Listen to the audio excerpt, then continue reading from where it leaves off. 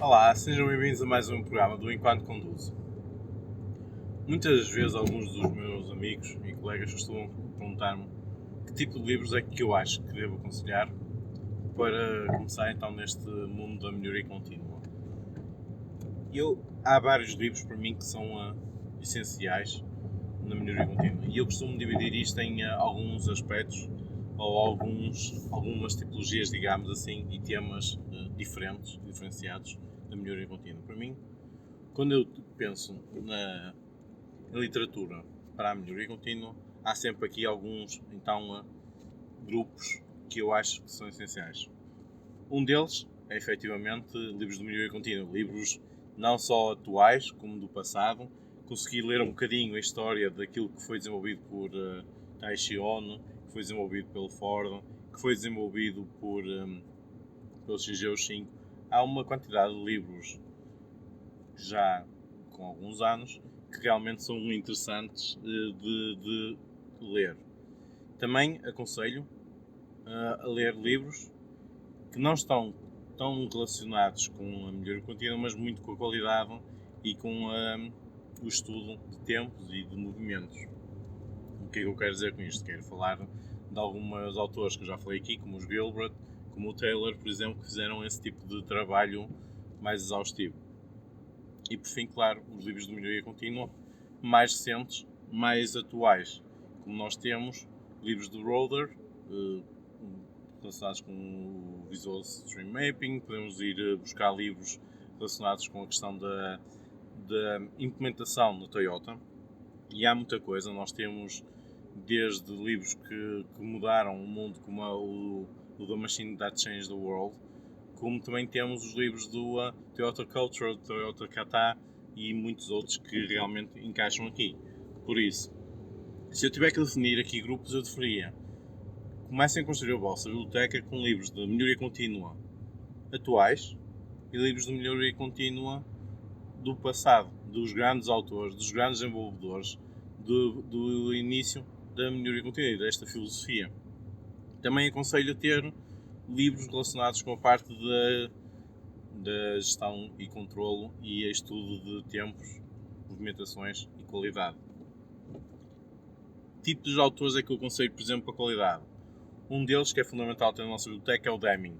Ter livros do Edward Deming é essencial. Ele tem que eu gosto bastante. Livros do Juran são essenciais também aconselho a ter livros do Juran.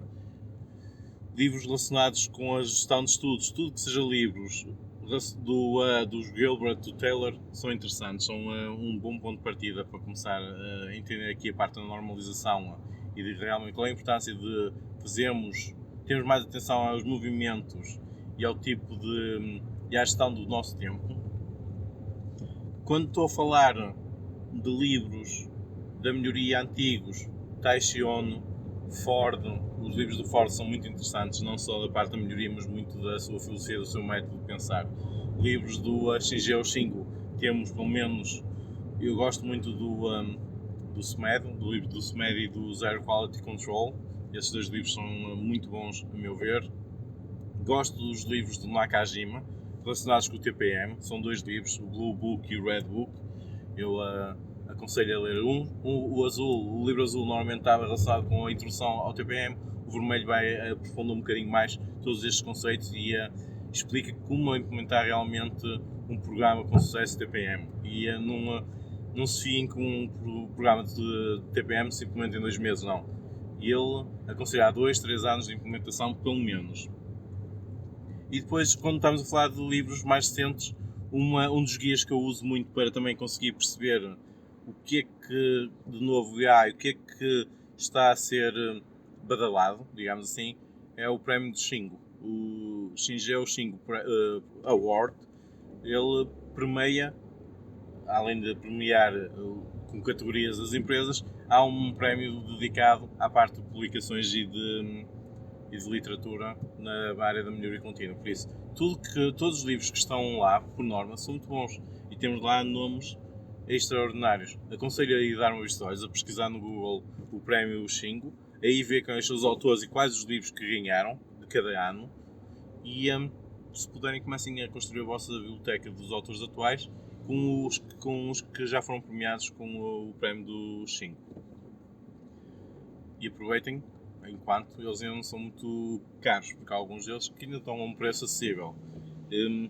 Depois, outro tipo de livros que eu aconselho a ter numa biblioteca quando eu sou agente de mudança. Tudo que esteja relacionado com a gestão de projetos também é uma mais-valia para ter na nossa biblioteca. E eu aqui separo em dois subgrupos, digamos, da gestão de projetos. Gestão de projetos tradicional. Existem bastantes livros de gestão de projetos tradicional e eu neste momento tenho uma, mas não é bem de tradicional, é uma mistura de tradicional com o Agile, é aqui um mix. Não tenho nada muito dedicado à gestão de projetos tradicional, até porque também sou mais defensor da gestão de projetos Agile. Depois, dentro do Agile, do outro subgrupo do Agile, tudo que seja livros de Kanban, Scrum, dos vários frameworks, da filosofia que está por trás da gestão de projetos a nível Agile, eu aconselho. E temos lá muitas ferramentas que podem nos ajudar a gerir os nossos projetos, como a gerir o nosso tempo e as nossas tarefas dentro de uma empresa. Já falei várias vezes, mencionei noutros programas, para mim o Kanban do Agile, que não é bem um framework, é digamos uma ferramenta que está dentro da gestão de projetos Agile, é fantástico, é das melhores ferramentas e das mais úteis que existem. Por isso, se tiverem a oportunidade, vejam. Eu gosto muito de Kanban in Action, gosto dos livros do Scrum, temos aquele que é muito conhecido, do Twice the Work in Half the Time, acho que é assim, se não tem aí o nome do livro, está muito interessante esse livro. Se puderem ter, comecem a construir então também na vossa biblioteca a ter algo dedicado à parte de gestão de projetos. Depois temos grupo relacionado aqui com a liderança e com a motivação. Nós, enquanto gestores, a nossa grande dificuldade é a mudança de cultura, a resistência que vamos ter das pessoas. E isso consegue-se através de uma boa liderança e de conseguirmos perceber como motivar as pessoas. Por isso, construir uma secção da minha biblioteca com livros sobre liderança e motivação é uma mais-valia. Até porque eu considero que é uma das competências essenciais para um bom agente de mudança. Temos diversa literatura, há muita coisa recente, até porque começou a ser estudado, não é a ser estudado, começou a ter mais destaque recentemente, estas questões de liderança e motivação. Eu já fiz alguns vídeos sobre a motivação, nesses vídeos vocês podem ver alguns dos autores que é interessante realmente seguir, ter na nossa biblioteca. Sobre liderança há muita coisa também, os líderes comem por último, temos livros como a liderança servil, digamos, há uma série de livros que nos podem ajudar a beneficiar ou a capacitar mais as nossas competências como líderes e sermos capazes de motivar. Também para a nossa biblioteca há um outro tipo de livros que eu comecei agora a ler mais recentemente e que está relacionado com o comportamento, com a parte comportamental da pessoa. E o que é esta parte comportamental? É conseguirmos entender quais são os mecanismos no nosso pensamento, no nosso desenvolvimento, que nos fazem agir de certa forma. E aqui também temos muitos livros recentes, mas há digamos, um tipo de autores que eu comecei a ler recentemente, que são os Prémios Nobel da Economia. O Prémio Nobel da Economia não é um dos prémios originais, foi um prémio que foi criado mais tarde, deixou-se que se devia fazer este prémio, e realmente ele inicialmente foi feito muito para premiar alguém que tivesse feito um desenvolvimento, um trabalho relativamente à parte económica e, digamos, dos mercados no nível mundial. O que é que começou a aparecer Entretanto, começou a aparecer uma série de autores que começaram a desenvolver este sua, digamos, pensamento de nível de economia e como desenvolver países, principalmente países que estavam subdesenvolvidos, através do comportamento. Eles começaram a estudar porque é que há países que conseguiram atingir riqueza e porque é que há países que estão no patamar da pobreza. E começaram a fazer este estudo, e há muitos estudos sobre isto, que realmente deram-nos uma visão mais abrangente do tipo de pensamento e do que é que está por trás, quais são as razões. E foram feitos, e quando nós estamos a ler estes livros destes vencedores do Prémio Nobel da Economia, de diversos anos, e tivemos bastantes, eu inclusive na segunda-feira tivemos o prémio, foi anunciado o Prémio Nobel 2023 de Economia, que foi para esqueci-me agora o nome, Carla, Cátia, agora esqueci-me do nome da vencedora, escapou-me, que foi desenvolvido em termos de... Ela fez um estudo sobre o relacionamento o pagamento às mulheres, a diferenciação que havia aqui entre as mulheres e os homens, e teve muito estudo na questão das mulheres no ambiente de trabalho, e foi o motivo que ganhou. Mas estamos aqui outros autores mais anteriores que preocuparam-se com o que é que a educação vai provocar no pensamento das crianças no futuro. O que é que o país subdesenvolvido ou desenvolvido vai impactar. O que é que faz com que nós pensemos de uma certa forma ou reajamos de outras. E temos aqui uma série de situações e testes que foram feitos e de pressupostos que foram testados que nos dão uma visão muito abrangente e muito específica de alguns dos comportamentos que nós temos relativamente ao nosso pensamento e à nossa forma de agir. Eu estou a ler agora um livro que eu acho que ainda vou ao meio, ainda tenho muita coisa para ler, ainda tenho muito sumo para retirar do livro, que é o Pensar Devagar e Rápido, do Daniel. Ele desenvolveu aquele livro com o Amos, se não estou em erro.